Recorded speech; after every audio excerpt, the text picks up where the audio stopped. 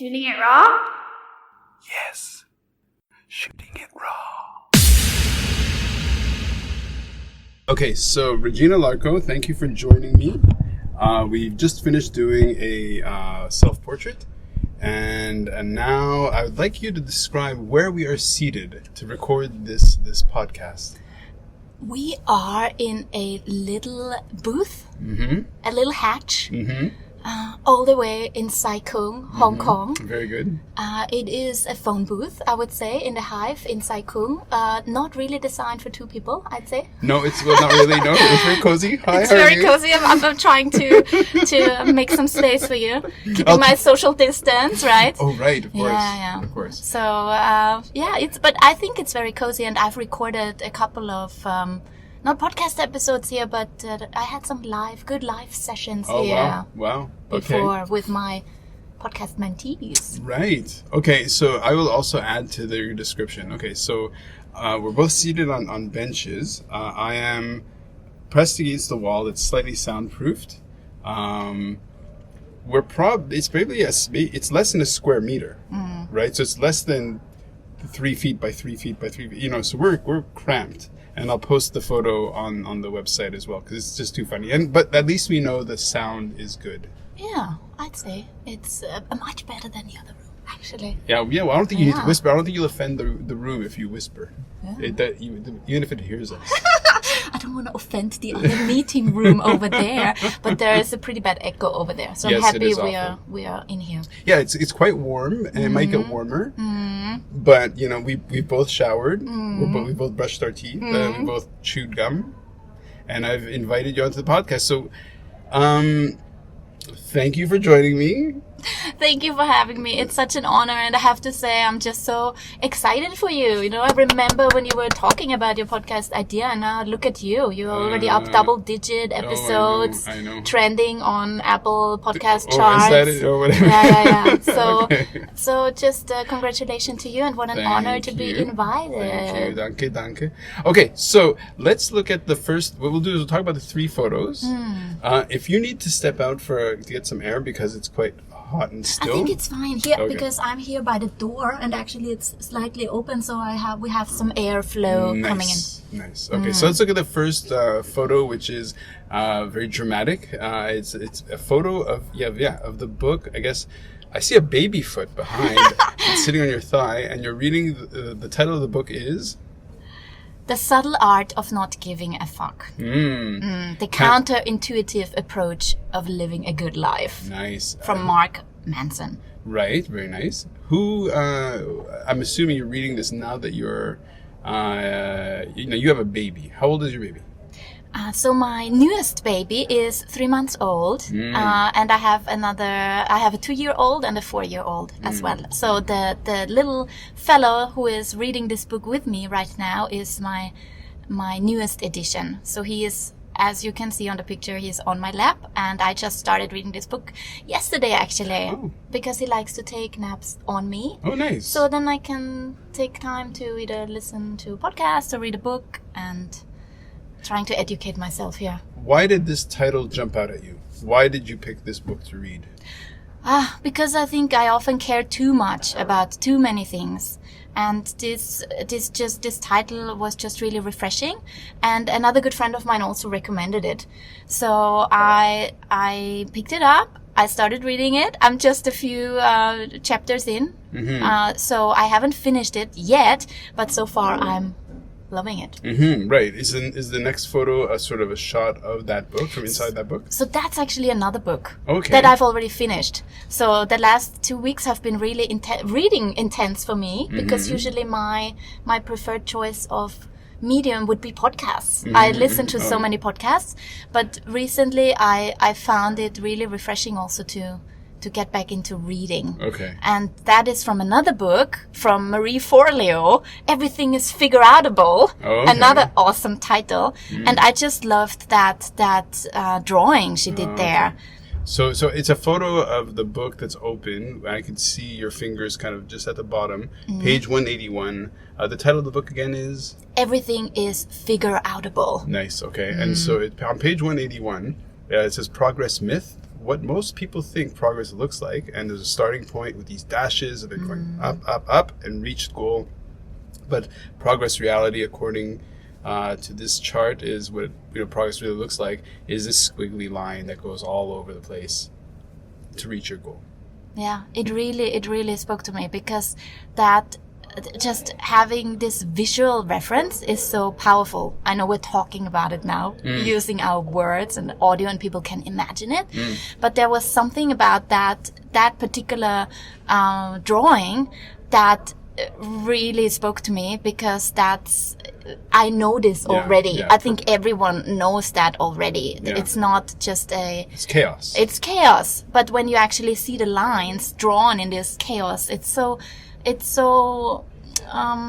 actually refreshing, and also it makes me feel calm. Seeing that mess makes me feel calm inside, because it gives me the acknowledgement that it's okay that my life is a bit chaotic. Yeah. And that's we try to make it shape. We try to fit it into that perfect, neat little graph of great straight progress. But yeah, it's chaotic. So let's move back to the subtle art of not giving a fuck, which is I've read the book. Have you read the book? Yes. Yeah. Yes. Did you like it? Yeah, I thought it was inspiring in many ways. Yeah. What so far do you remember of the book that's fresh, that you think that makes sense to me? That first idea is just to the first chapter says don't try, and that really spoke to me, because I just read this other book where everything is figure outable, where it says try, try, make your dreams come true. You got it in you, and all that. So I loved this. I think the books both try to achieve the same thing, but with different words. Right. And that kind of, because it was so in contrast to that other book I just read, I loved it. But when you read then the chapter, it's not about that you should not try to live your dreams, but you should just not try to be someone you are not. Right. And that's what I loved about it. Don't try to please everyone. Don't try to pretend to be somewhere where you are not just yet, but just be authentic with and vulnerable. Yeah. Telling other people or showing as well, like, this is where I'm at, and it's As we're recording this, I find it really a funny way of recording a podcast, because we're sitting on a bus. Imagine we're sitting on a bus. Yeah, we can't even look at each other. We're running at each other. It's like we're commuting in this very packed bus. It's kind of warm, and we're just kind of looking at the scene in front of us, which is really maybe it's like being in an aquarium more than a bus. But we're right now looking at these photos. So, subtle art of not giving a fuck on the left. And in the middle, it's this two charts showing progress myths versus progress reality. And then there's an image which is just so sweet. You could be listening to a podcast because you have earphones. So what it is, it's a photo of you sitting with your son. It's a recent photo, it seems. Sleeping, napping, I assume. You may be napping. You're on your bed or a couch, also looking quite relaxed. So what's that photo? Like what? Clearly, having a newborn takes over your life. Yes. I know this. And now you're coming out of the... I'm coming out of the bubble. Camp. I mean, for a short while I said, like, I'm on a schedule, right? I have to get back and feed that baby again. But this is, it's a picture that I know I will be looking at for many, many years, and looking back at this time very fondly, because it's, my little son lying on my chest, napping. So that's where he prefers to take his naps. So sweet. Yeah, it's so sweet, but it's pretty tough when there are other kids in the house as well. So oftentimes my older girls totally boycott this peaceful moment, really? Of course, okay. Because they also want to spend time with mommy and with their little brother. But there, we had a moment where it was really just us. So I actually wanted to capture it. I'm not really sleeping. I'm totally taking a selfie here. This was no other. It's contrived. It's totally staged. But I was in that moment. But I knew I wanted to have this as a reminder for myself in this there are a few minutes here and there a day where I can allow myself to just do nothing. And yes, I have my earplugs in, because usually that's also how I relax when I can't really sleep, but I could still listen to something, a nice relaxing podcast that inspires me. I feel that too. That's something I've been doing as well. We met at the Hive. So when we met, we weren't really in this booth. We met at the Hive, and when I first heard about you or met you, people were just like, "Oh yeah, Regina Larko is doing a podcast," and I was like, "Okay." And then I wanted to start finding out some more about it. And then you're the one who kind of described your process and your journey and what you've been doing. So why don't you talk about your podcast? And it was, of course, once you have a baby, that takes over. But pre-baby, what was your podcast about, and how did that evolve? I'm happy to say the podcast is still up and running, Amazing. Even with the baby. Nice. So I learned how to be very efficient with, you saw me going crazy just before the baby came out. So I was scheduling and prepping all these releases that are now have been going out for the last 3 months and will keep going out for another 3 months, so I can focus on taking naps with baby. And I also have co-hosts now. So I'm starting now from where I'm at now. Like now, #Impact Podcast, what I started. I said it slower, so. So I speak so it's too so no, but fast, it's too fast. Oh my God. So #Impact. #Impact. Podcast. Wicked. Yeah, so that now has grown into a platform where I invite other hosts also to become part of that journey and record with inspiring change makers all over the globe to share why they care about making the world a better place. And some of them the topics are so diverse, some really care about the environment, some care about social injustice, some care about education, and we give these really inspiring people, just like you and me now, we sit together with them and they tell their story, and we then hope that the listeners will feel inspired too and take action, get in touch with them, donate to them, or start volunteering with them, or start their own change-making journey too, so that they feel inspired by other people making a difference, that they would then say, okay, what is it that I really care about? What I really give a fuck about, right? Like in this book, what is it that lights me up, and how can I, with my talents, can also make a little difference and feel really good about it. Right. Yeah, so and all this started around 3 years ago when I was also looking for that, I was on that journey too, like what is it that I really care about, and what could I use, how could I use my talents? And one of my talents I know is that I make people feel really safe around me. I make people feel safe to share their stories. I'm a good communicator. I'm creative. I love creating things. So how could I use those talents I had to build something that's my own? And yeah, so there's that's website, I guess there's right? a website. And yeah. I'll put the link. I'll put the link in the photo and in the notes and all this stuff. #impact.com. But do you write #HASHTAG? Yes, you have to spell it out. #impact.com. Yes. Sweet. Yeah. What is the most surprising podcast or experience that you had in the world of that project? The most surprising one was maybe when I had like one of my first or the first stranger reach out to me, who said, she just sent in her comment on a feedback form that I had asked listeners to fill out. And, in the beginning, who listens to your podcast? Of course, it's your friends and family. They're curious. What is he doing, right? Mm-hmm. And who are the first people that listen to it? Of course, your Anthony Fauci.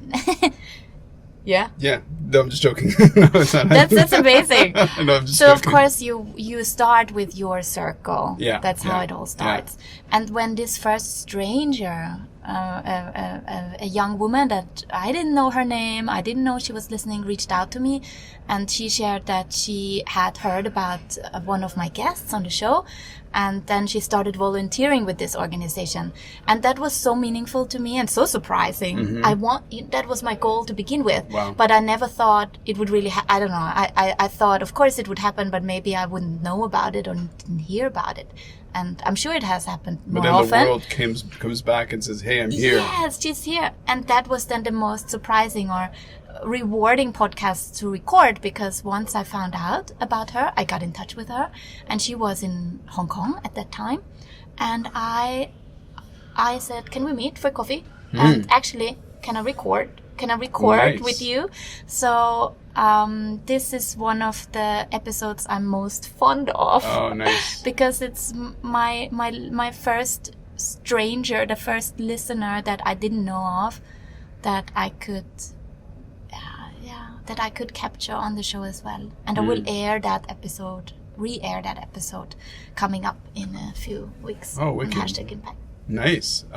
So let's look at that, in the middle photo of, starting point, goal reached, the sort of progress reality of what progress actually looks like, being all chaotic and whatever. As you're creating Hashtag Impact, it's chaotic. And sometimes you're like, why am I doing this? Or you question, is there validity to it? Do you have advice for people who are kind of starting something, who are, because at some points you go 2 steps back and you're just like, why am I doing this? Do you have any advice for people? Yeah, what I keep saying to myself as well, or what I'm learning by reading all these books and exposing myself to the podcast and hearing from other people that are on similar journeys, maybe with other projects, but to know that everyone feels like that. It's really comforting. Like everyone has setbacks, and to really embrace those moments as well that are not great. It doesn't always have to be amazing. It doesn't always have to be fantastic. It's okay to sometimes also feel that, this sucks. I'm disappointed. I would already want to be somewhere else, but I'm just not there yet. And sometimes it's okay to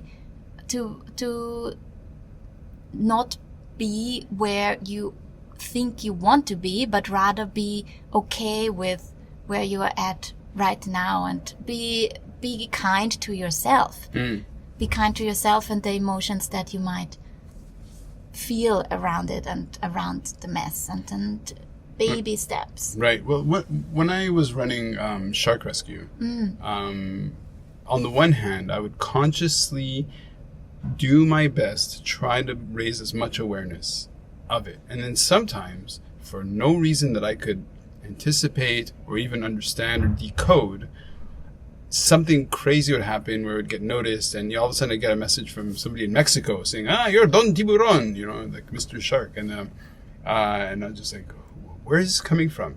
And in a way, it's kind of like what you described with the person who reached out. You didn't anticipate that. And anticipated, it was like, oh, wow. And it does certainly uplift you, right? Definitely. So maybe I can add on to that as well. Like these moments that are so uplifting, I collect them. I have a folder on my desktop where it's called Hashtag Impact is Making an Impact. And whatever project you are working on, I really encourage you to do that too. Make a folder somewhere, wherever, is it on your phone or somewhere else, and collect these little moments, even if it's just a screenshot of that person reaching out or someone sending you a personal message. Sometimes things we then share on social media because they are shareable, but some things are personal and you wouldn't want to put that somewhere online. But to have your own collection of motivation boosters, it's so powerful. And on those days when I feel like, why am I doing this? Why this is hard. Can I not just go back to like a regular job with a regular pay? But on those days, I would open that folder and look through it, and I'm like, Well, let me talk about something that feeds that. Okay, so in my day job, in my regular job, I'm a consultant, and I help business people, and my main client, he was a co-founder of DHL, so the big company, And one of the things that we talk about in terms of service leadership is this idea that when people give you positive energy, or like these moments where you get recognition that you're saving in your desktop, right? From our perspective, we call that psychic income. So your income, your financial income, is the money you get. The psychic income is when people give you a boost. So people give you a compliment, people give you recognition. And in a way, the psychic income is, you can just ignore it, but that's like tearing up a check. That's like, as you do by putting it in your folder, it's kind of like something you go back to if you're feeling down or whatever, to kind of uplift you, right? So that's it's just another way of talking about doing that. And it's great advice. It's really good advice. What's the next big project for, hashtag impact? What I'm really excited about is that I now teach others how to start their own impactful podcast as well. So that's something I've launched just before I went on maternity leave. I just put it out there. Launch before you're ready, right? I put out a product. Like, now that, of course, I want to generate revenue from my work as well. At first, I only started hashtag impact as a passion project, to be honest. But after a while, I realized that there is something there. There's something that is of value to others as well. Not just inspiration, but people reached out and wanted to learn how to run their own podcast. I started consulting, teaching at some schools here, and I thought it would be really great if I could put all this together, all my resources and all my knowledge in an online product that people can access whenever they want, and that I can then have up and running on my website, right? Even when I'm breastfeeding my baby. Right. So now I have mentees run through my program while I'm feeding my baby. But then after I come back from my maternity leave, I then also work with them one-on-one through coaching calls. Okay, so you're doing actually online as well as coaching, training courses on how to run podcasts and other platforms, or just podcasting? It's focused on podcasting right now. It might expand, in the future. I see a lot of potential for taking it other places as well. What I really do with my platform is also to encourage the people that might not have the confidence to start in the first place. So that's what I'm really proud of, that this is not just a course that shows the technical side of things, like this, it includes that, of course, as well. But big part of the course is just the whole, how do you put together a vision for your podcast so that it will change your life? And that sounds so oh gosh, I'm rolling my eyes just when I hear me say it. It sounds so, what's the word for it? Aspirational, corny? Yeah, okay, fine, a bit corny, right? Like, it will change your life. But if you are setting yourself up the right way, what I'm doing with my mentees, like to really go deep into, why do you want that? What do you want to get out of it?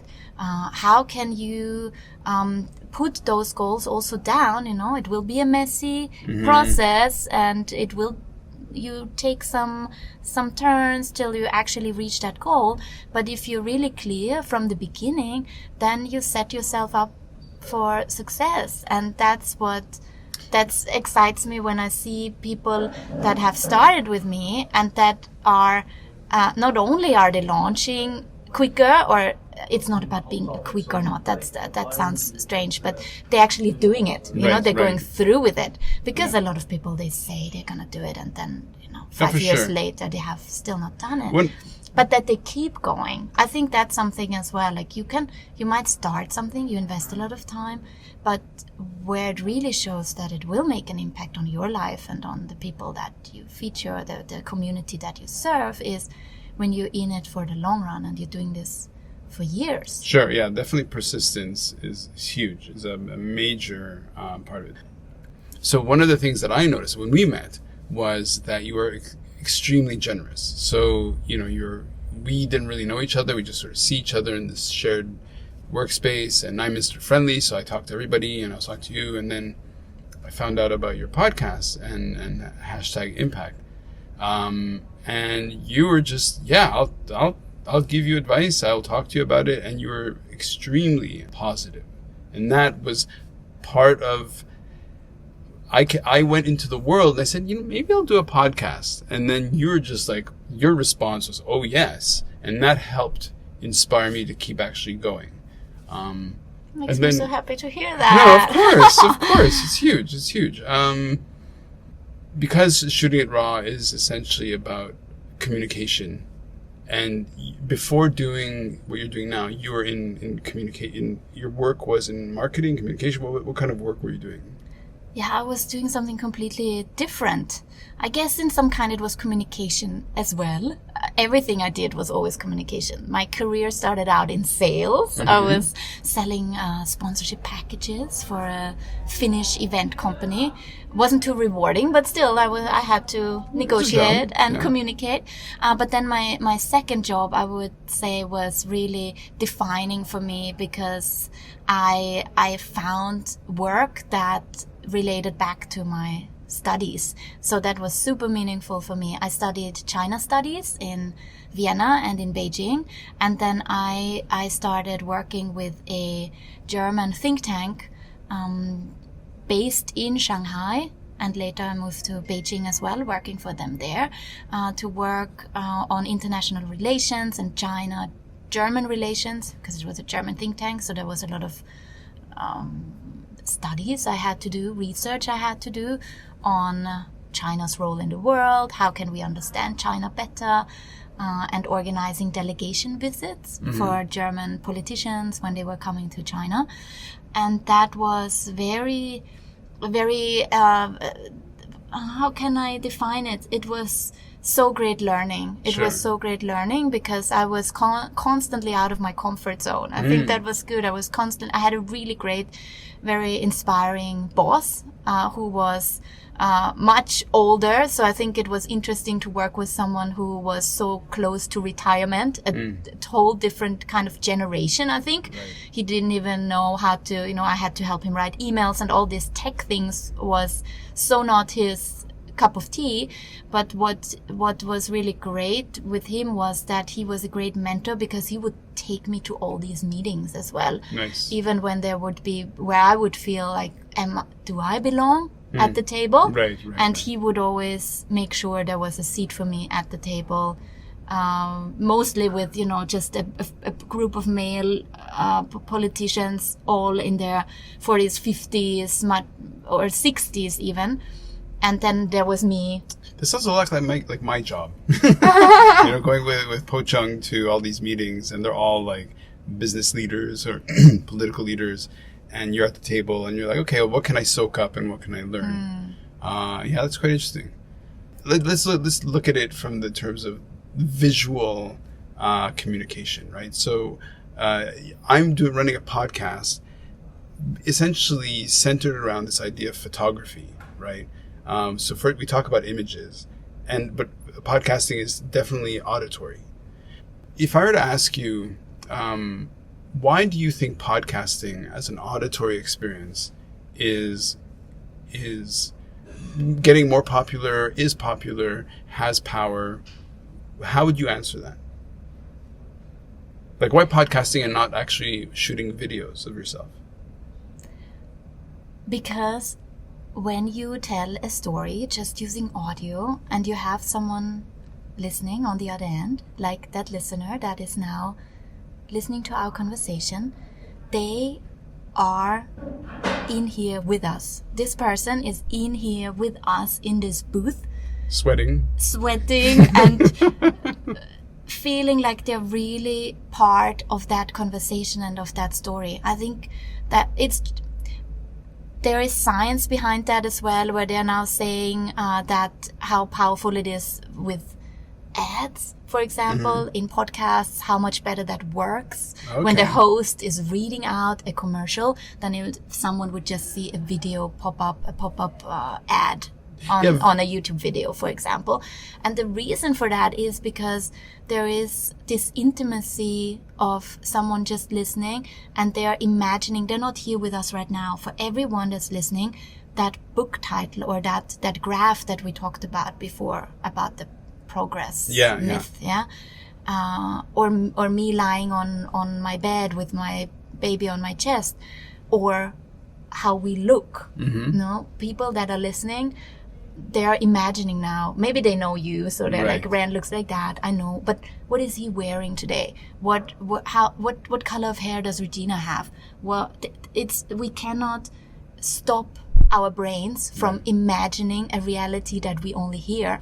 But the powerful thing, we imagining it as we want. And that's why it's in us, and that's why it's so intimate, and that's why it's so powerful, and that's why it's also so much more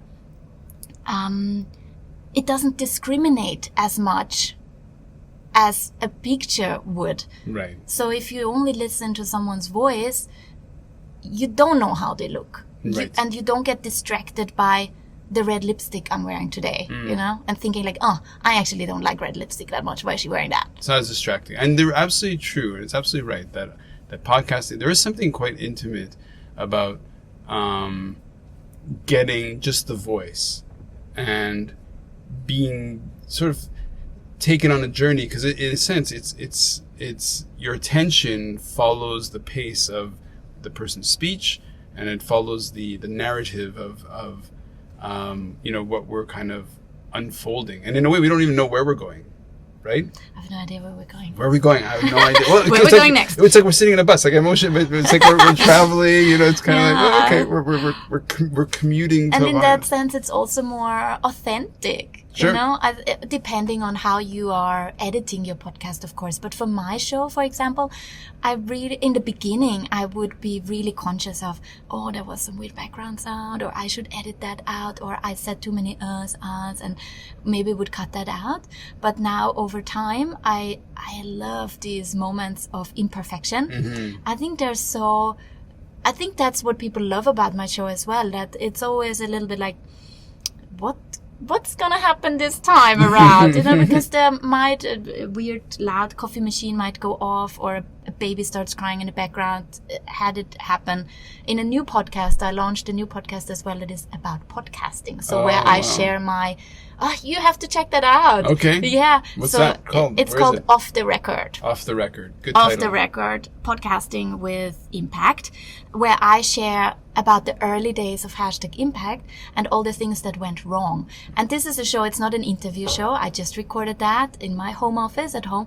But sure enough, the neighbor started drilling, while I was right into my recording, and I couldn't shoot it again. I was on a schedule. This was also just launched before my baby was born. So I was on the clock was ticking, and I just left it in there, Oh, really? And now I'm gonna make a lucky draw, or how do you say it? So so here you go. Listeners, if you want to start a podcast, find that episode. I can give it to you, and you can give me the time mark of when the drilling neighbor started drilling, boycotting my recording, and then you can win a free course. Oh, wow. Nice. Yeah. But this happens, but I think it's something that's then surprising the listener as well. And then they're like, what? She didn't cut that out? No, she didn't re-edit that? And that's just me. I'm like, okay, this just happened. Let's just embrace the chaos. The chaos, right, exactly. Yeah. The chaos. Listen, I really appreciate you coming. I think you have an appointment at some point, right? Is that coming up? Yeah, the appointment is coming up, and it's related to this little dude. Of course. The little dude wants some more food because he's a bottle rejector. Have you heard of that thing? No. Yes. No. I don't know. Some babies don't like bottles, so I can stay away for maybe an hour and a half until he starves. Right, exactly. Okay. Lisa, I appreciate you coming here.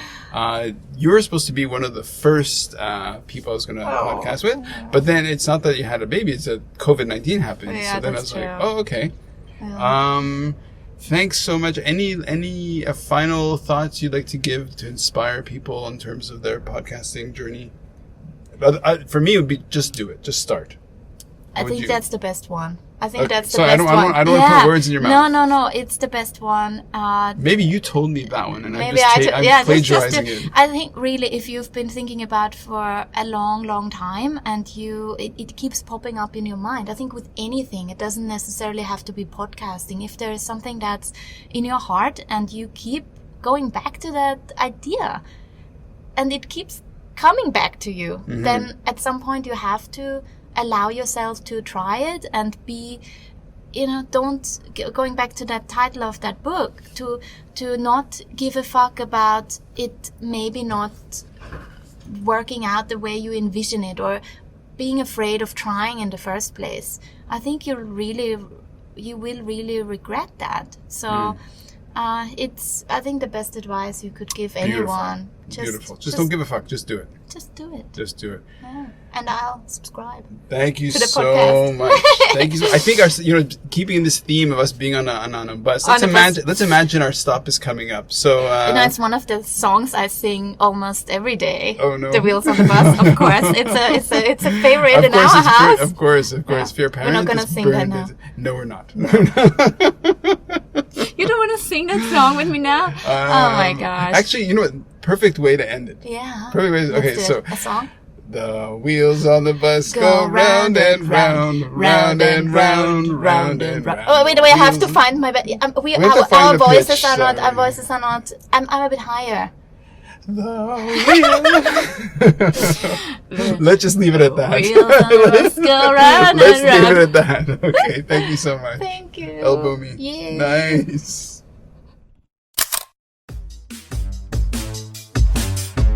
Thank you so much for joining me, Randall Fancy, for this episode of Shooting It Raw.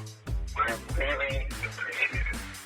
If you want to learn more about the show in general or today's guest in particular, be sure to check out the episode notes at www.shootingraw.com.